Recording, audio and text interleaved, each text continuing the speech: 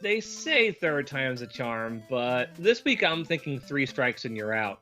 Welcome to the St. Canard Files, a Darkwing Duck podcast. I'm your host, Mike Russo, and once again with me is Stan. Hi, Stan. Welcome back one more time. Hi, Mike. It's good to be back again, though maybe not the triumphant return we expected.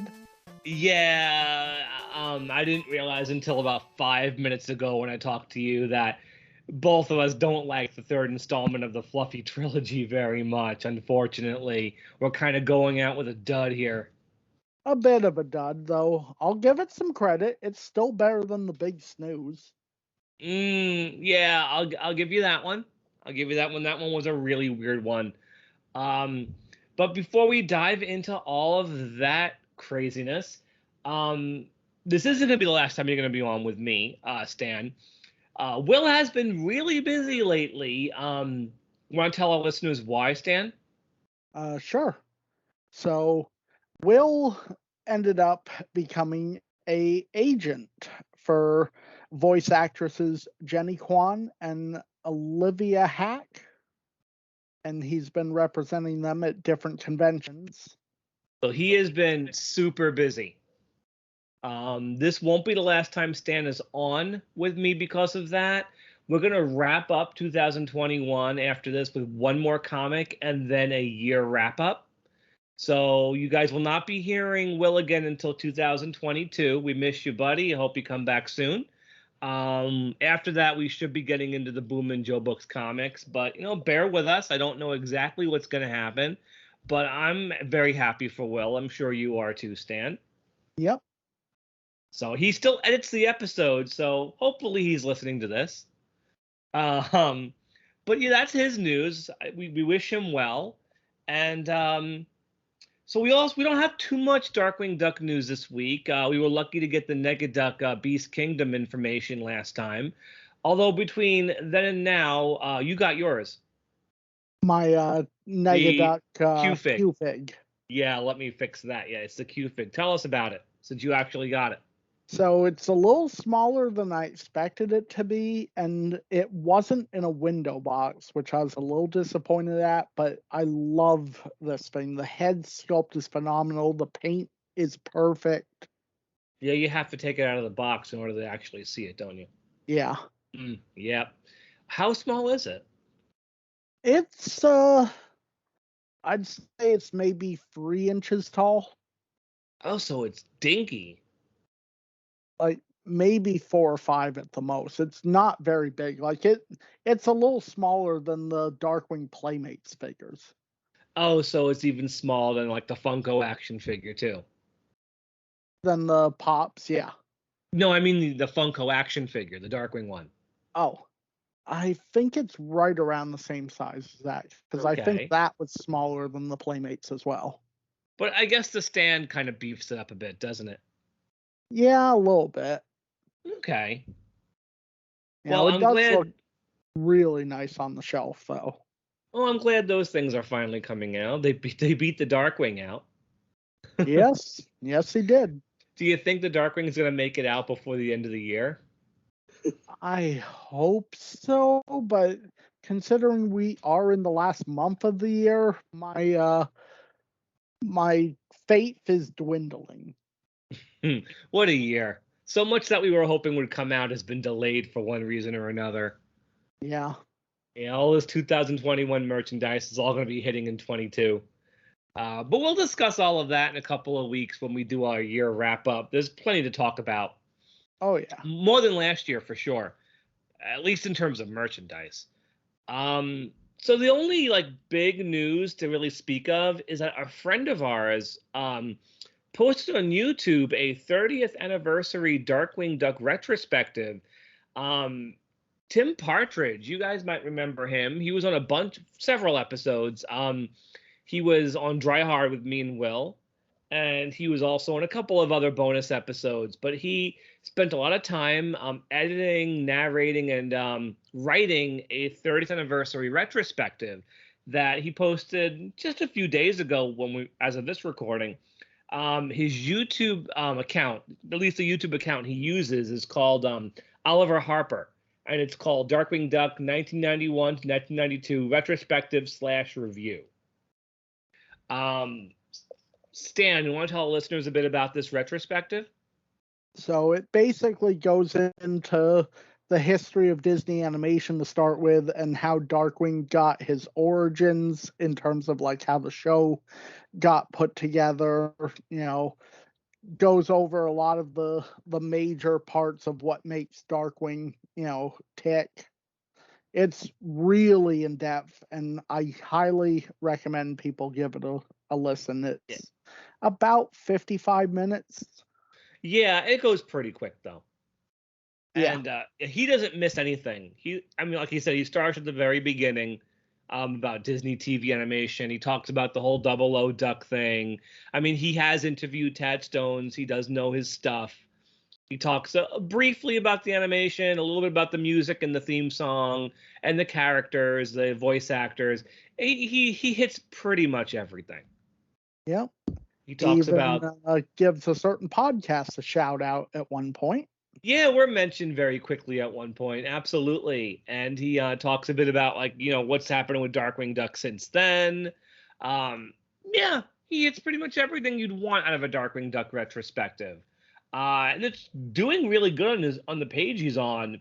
It's got almost 20,000 views, which is great. Yeah, I can verify that's pretty spectacular for a video just starting out. Like, one of my videos just hit 10,000.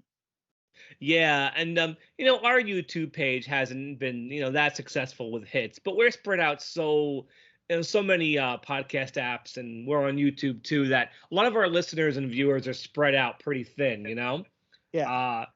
But 20,000 for something that's only been up for 5 days is pretty amazing. Yep. So congrats, Tim. Yeah, it shows there's a lot of love for this character. People are excited. Like, for some reason, articles about the Seth Rogen reboot that were published last November are popping up all over the place. Like, all of a sudden, people want to talk about this. Yeah, the hype's real. But there's still no information at all. There's nothing to go on. Yeah. Even the Rescue Rangers, that little tidbit, that really wasn't an official announcement. That was just a sneaky little thing for fans. Right. Disney's been very quiet with what they're doing here. So it'll be really interesting to see what they do. Well, I'm hoping for the best with it. Yeah, I'm cautiously optimistic. I haven't heard great things about this Rescue Rangers movie. I've heard it might be a bit of a disaster, and I've heard that from very good sources. So I'm hoping that Darkwing turns out better, but I guess we're just really going to have to wait and see, won't we? Yep. Darkwing got super lucky on DuckTales. I hope whatever happens next carries that momentum. Hopefully by this time next year, we'll have a pretty good idea what we're getting. Hopefully. I mean, it took DuckTales a few years to get going once we found out about it, so I guess we'll just have to wait and see. 2022 might be a pretty good year for Darkwing. In fact, I'm pretty sure it's going to be. Yep. So, I think we put this off as long as we possibly can. Should we talk about Fluffy? Yeah, let's talk about Fluffy. All right, so this is the third and final part of the Fluffy trilogy. It is called Fluffy's Reign of Terror. This is a 2-part story. Part 1 was published in a February 1994 issue of Disney Adventures. The second part was published in March 1994. Do you think these could have been some of the last Darkwing stories in Disney Adventures? I think there were still quite a few more that that got done after, if memory serves me right. Well, we haven't hit the Chaos God yet. That's a few months from now. Right. So you're absolutely right. But it's funny how like Darkwing Duck didn't just go away just because the show is over. I mean, when you think March '94, Bonkers is coming gone, Goof Troop is coming gone, Darkwing's been over for almost 2 years, and like Aladdin's right around the corner, and they're still publishing Darkwing comics.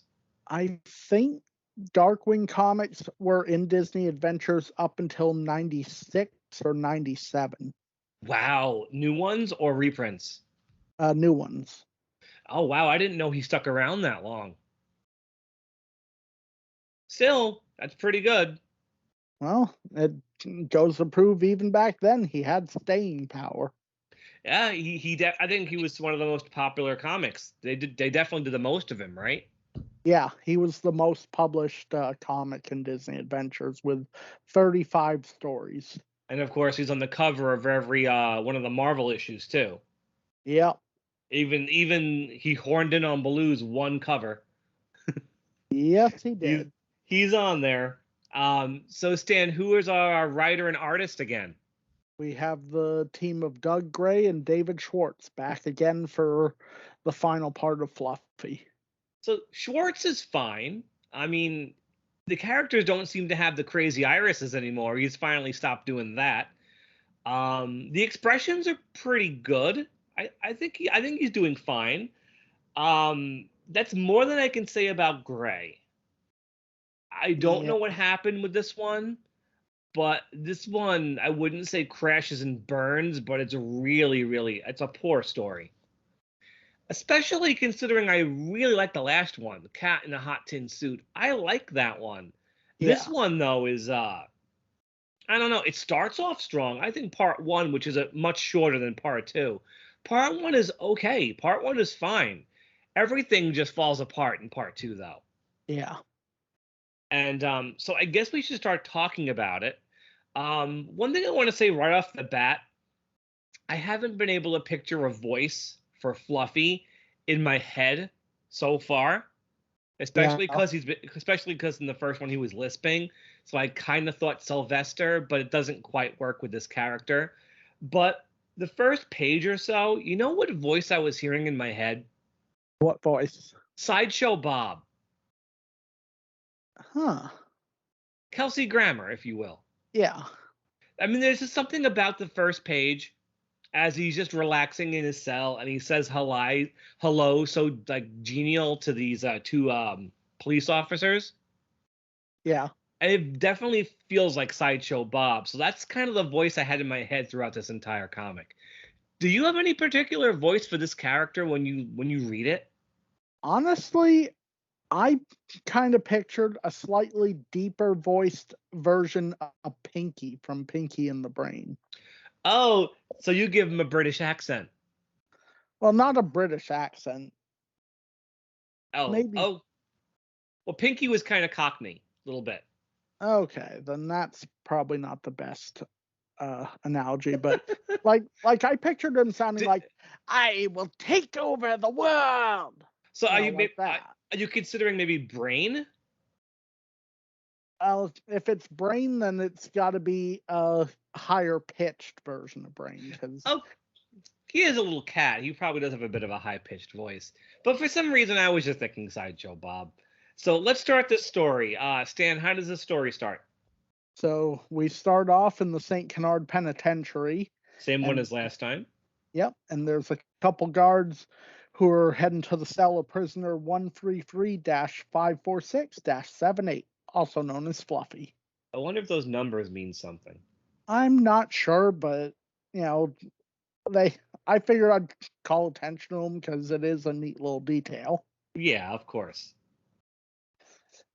But apparently these guards are allowed to comment that he's cute without getting the tirade from him. Well, we're supposed to think he's been rehabilitated. True.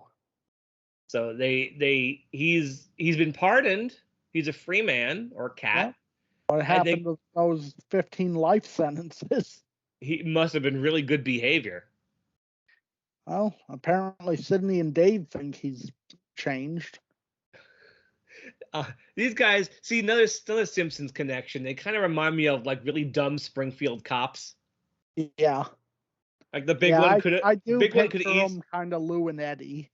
Yeah, exactly. Or maybe the big guy could be Chief Wiggum, but either way, they're pretty. These guys are pretty dumb. They give Fluffy back his suit and his opposable thumb gloves. Which brings me to another quick question. Wasn't the super suit dismantled? It's been a year since they wrote the second part. Maybe they forgot. It's possible. They give him his suit. They give him actually like a real suit and tie that he wears over his suit of armor. Yeah, as well as all his weapons, including a thermonuclear device that he has a license for. And 8 dozen tennis balls. Yep. Because, he's a cat. Yep. So they wave goodbye to this cat. They wave goodbye to Fluffy, and one of the guards is like, "We do good work here, Ed. Good work." Yeah. So that's very Simpsons. They let this cat go when he's clearly still a villain, and they're patting themselves on the back for it. Yeah. But speaking of Simpsons, we actually get a Simpson reference, like a straight out Simpson reference. Because what are Launchpad and Darkwing, well, Drake that is, watching on TV? Well, they don't show it, but somebody says, "Eat my shorts." And Launchpad thinks this is the height of comedy. He is falling all over himself. They got the living room really well drawn, but then again, Schwartz was a storyboard artist for the show. So, I mean, this is straight out. This is the living room with the staircase, the curtain, the couch, everything. This is perfectly drawn, which is rare for the comic. They kind of made up things as they went along. Yeah. So what happened? The show got interrupted, so we never found out what Bart did we? What's going on? So Newsflash has interrupted the show. Apparently, hundreds of people are disappearing from St. Canard. So, of course, Drake wants to investigate. He says, "Let's get curious." No, let's get dangerous. And no entrance line either in this one. Nope, but DW can't stand by while hundreds of potential fan club members evaporate like steam milk. That is so Darkwing Duck. It is. And there's some good facial expressions on him in this first part. Like Schwartz is nailing him on this one. Yeah. So they're looking around and they find this weird green snow on the ground, which is weird because it wasn't supposed to snow today, and it's June. It's June. So Fluffy shows up. Do you notice there's a buckle on Darkwing's hat around the black band around it? I did not notice that.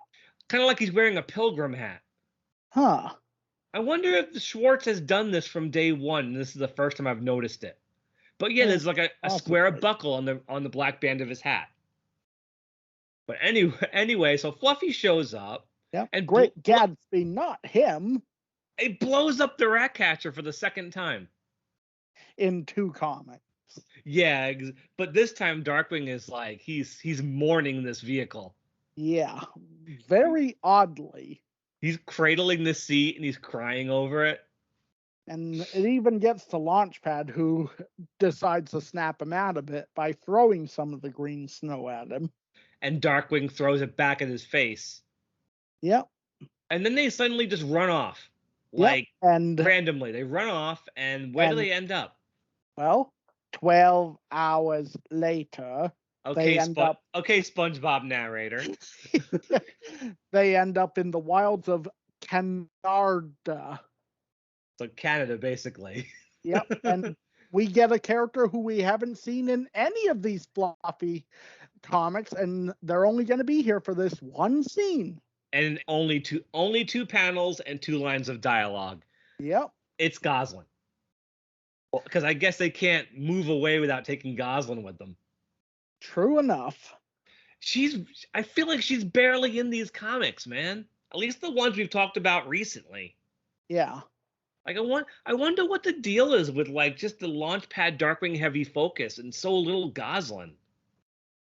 Even in '94, they're kind of ignoring her. I have a feeling Gosalyn may show up in our next comic. I hope so. I want to see more Gosalyn. We haven't talked about her in a while. So they're starting to realize, what are they doing? Why are they in Canada? Why did they build themselves a log cabin? Because they obviously built one because you see Launchpad hammering nails in the window. Yeah. So I feel like it's got to be more than 12 hours if they built a whole freaking log cabin. Well, apparently they thought of moving out there after their snowball fight. And then they realize something happened, and Darkwing assumes it's some sort of mind control powder. Yep, and he's not wrong. No, that is Fluffy's plan. Yep, Fluffy has created what he calls flea powder. And it's the it activates the manifest destiny lobe and makes everybody want to move thousands of miles away. Weird thing though, he refers to people as humans. I mean, these shows have done that. You know, I know episodes of like DuckTales and Goof Troop, they do use the term human. I get it. I get why, but you know all these characters are ducks or dogs or pigs. So actually, this wraps up part 1. Yep. Like very short, only a handful of pages, and we're already done with part 1. One thing we didn't mention yet, though, is Fluffy has lost the lisp. There's no lisp in his speech this time either. No explanation still. No. Maybe he took those voice lessons, voice coaching. I'd like to think so. That's what Joe Books had happen, right? Yeah, I'm pretty sure that's what they said. But again, like my theory last week, I'm pretty sure they changed it so kids would have an easier time reading it. Yeah. Because could you imagine all of this dialogue written as lisps? That would be tough. Yeah. So the following month, March of '94, we get part 2. Yep, which actually has a subtitle to it. Yes, Fluffy's Reign of Terror. And say it again. I'm sorry. Home is where the hate is. So I'm going to mention Tim Partridge again. The very first page of part 2 would drive him crazy because the Autobahn Bay Bridge is right there on the splash panel. This thing has at least 4 sets of towers. How many does the tower have on the bridge have on the show? I'm not entirely sure. 2 pairs. Okay. And I know it drove Tim crazy that the one on DuckTales 2017 and a whole bunch of them, like 2 or 3. This has got 4 at least. What I'm able to see. Something not a big deal, but you know, if you're really a stickler for that kind of thing, it would drive you crazy. Yeah. So what's happening? How does part 2 begin? Apart from this crazy bridge. So DW and LP are making their way through the throngs of people on the bridge.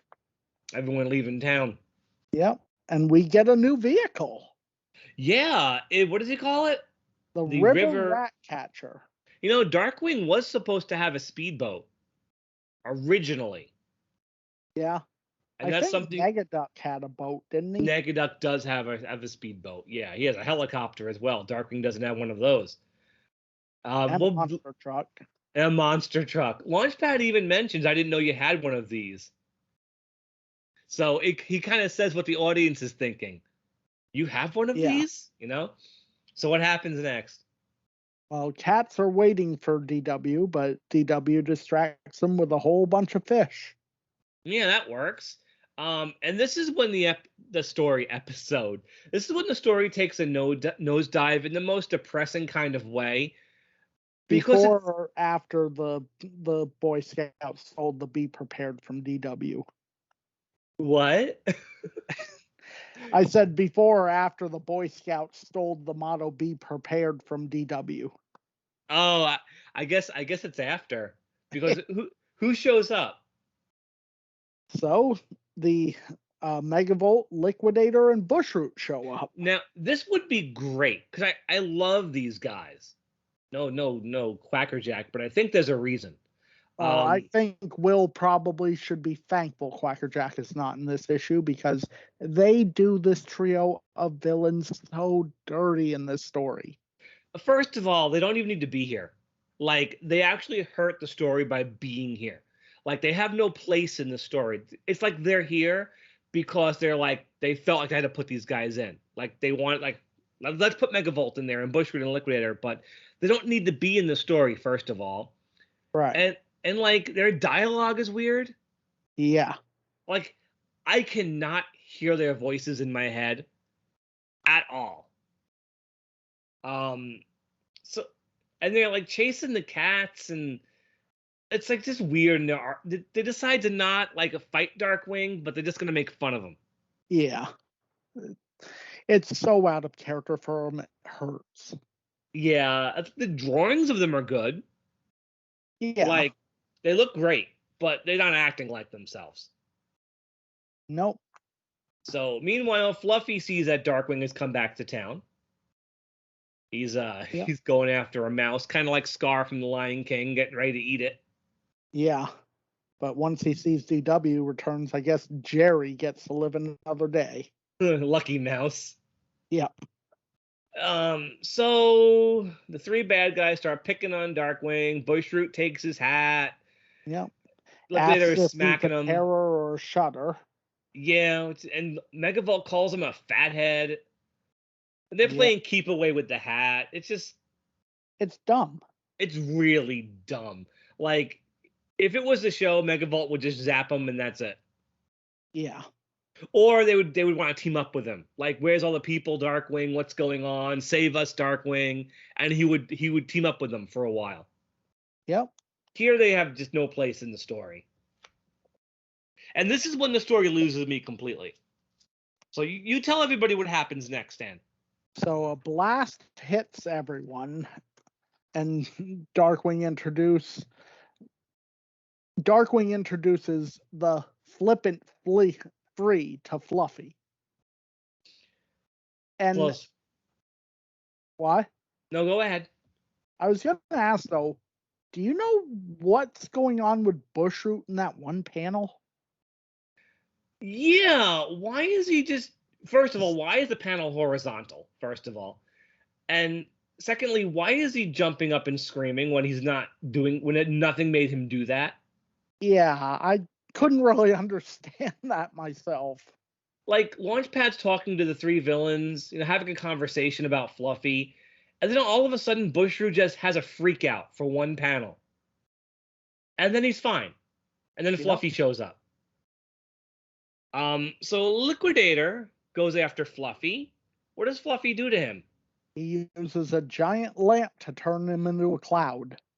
And that's... Liquidator kind of floats around as a cloud for a while. And then Bushroot and Megavolt... For poor Liquidator. But then Bushroot and Megavolt have a weird exchange. Bushroot says, "Shall we regroup, Mr. Volt?" And Megavolt says, "An excellent suggestion, Mr. Bush." Yeah. I mean, first of all, Megavolt and Bushroot have never had screen time together like that. Even though they're part of the Fearsome Five, they never really interact. Have you noticed that on the show? Yeah. I've seen Bushroot teamed up with Liquidator before, and I've seen Megavolt with Quackerjack. I've never seen those two teamed up by themselves. Or even have much dialogue with each other. Yep. But to call him Mr. Volt and Mr. Bush, first of all, Mr. Bush, that's kind of ridiculous. So Fluffy, the villains flee. Fluffy goes after Darkwing with a giant pair of scissors. Yep. He also explains that once a person is exposed to flea powder, they are immunized to further exposure. And he also explains that it doesn't work on the villains, probably because, Bushroot and Liquidator are elementals. It's probably not going to work on them. They're not really human anymore. Yeah. And Megavolt, I kind of see it too. This is probably why Quackerjack wasn't here. That's a good point, because, he's not mutated like the others. Yeah, so it would have worked on him. So it probably did work on him. That's why he's not there. So Quackerjack kind of got the short end of the stick. But I'm sure Will is happy. If he does end up reading this, he'll know why. Yeah. So Darkwing throws on a beard and acts like a psychiatrist. After he tried to distract him with another fish. Yeah, and the dialogue is written like he's German. Yeah. which I can totally hear Jim Cummings doing. Don't forget, in Days of Blunder, at the very end, Darkwing goes, "You is getting sleepy, Quackerjack." Same voice. Yeah. If Jim was reading this dialogue, it would sound just like that. So I could see this scene working, psychoanalyzing the kitten, the Fluffy. Yeah. Then meanwhile, we get this nonsense with Bushroot and Megavolt going up in a giant mushroom, trying to rescue Liquidator. They're planning to use dry ice to turn him into a rain cloud. Yeah, so they go up in this really big mushroom. Yep. And so Launchpad tricks the cats into scratching the stem of the mushroom. Yeah. Which they do, and it crashes. And Liquidator just floats away. And he says, "Alone again, naturally." Yep. Okay. Meanwhile, Fluffy finally gets a load of Darkwing's scent and realizes he's being played for a fool. Yeah. And goes after him with a gigantic missile. Yep, which DW catches it with his cape and it yanks him off the page. And very much like the cartoon. Yeah. This is what I see Schwartz's work on the show coming through in these 3 panels. He catches the missile in his cape.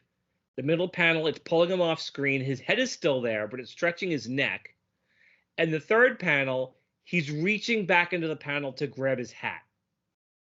That's very Chuck Jones. Like, that totally would be from the show. I love that little bit of physical comedy. We don't get enough of that in the comics because there isn't time for it. You know, they don't have time for those kind of jokes. Right. So I'm happy to see it. So what's going on next? Fluffy is mad. Yep, and he's searching for DW high and low. His eyes are like blood red. He's got these sharp teeth. He is mad. Yep. Unfortunately, he didn't look in the right spot where DW is with a bazooka. I think the same one since he caught it.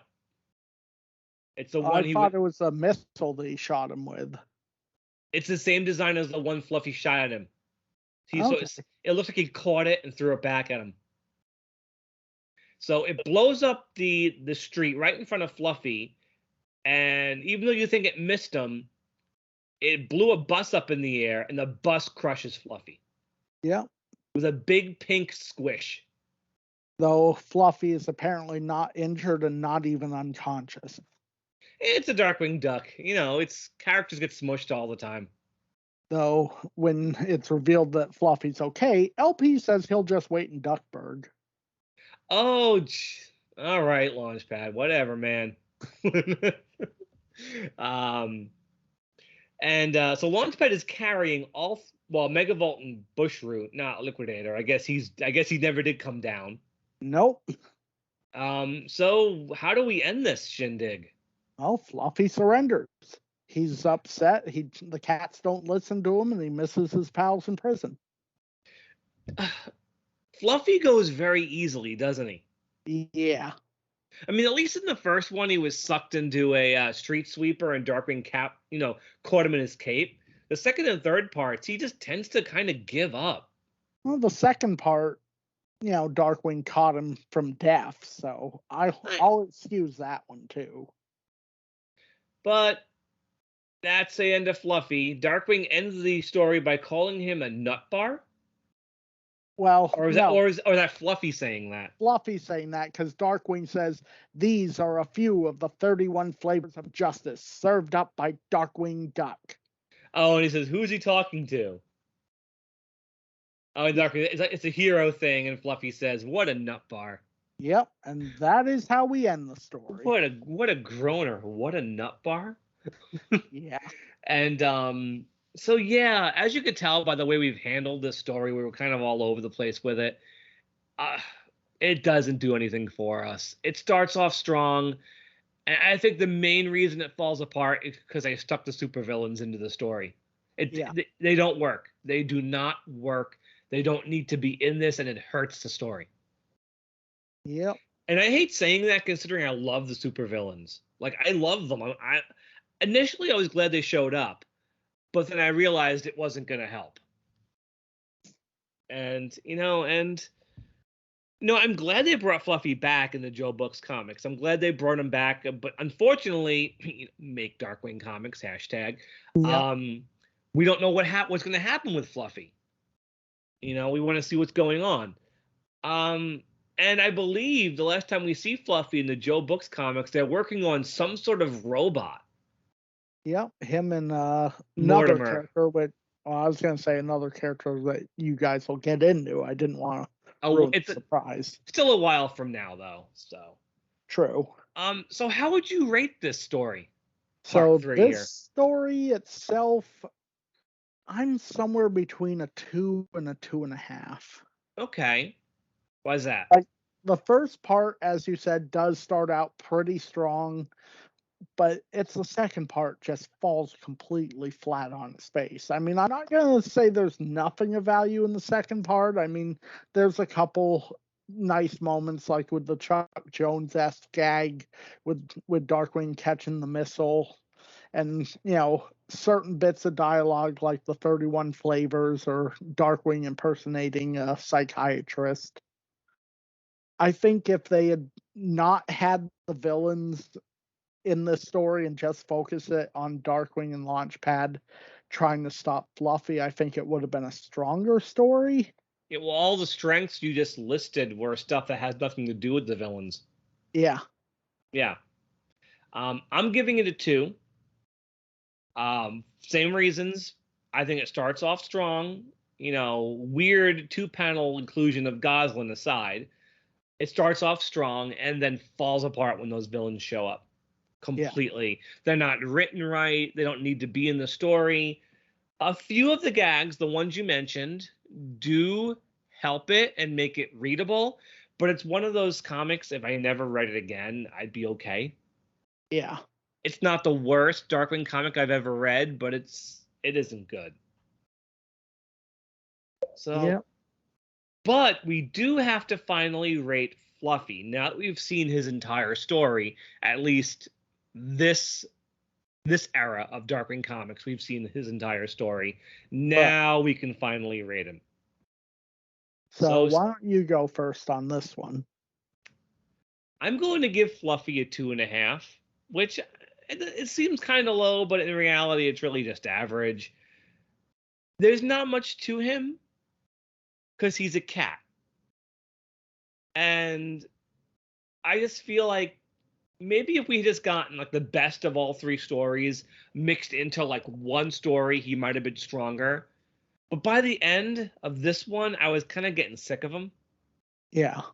Because it's just like his story I felt was over after part 2.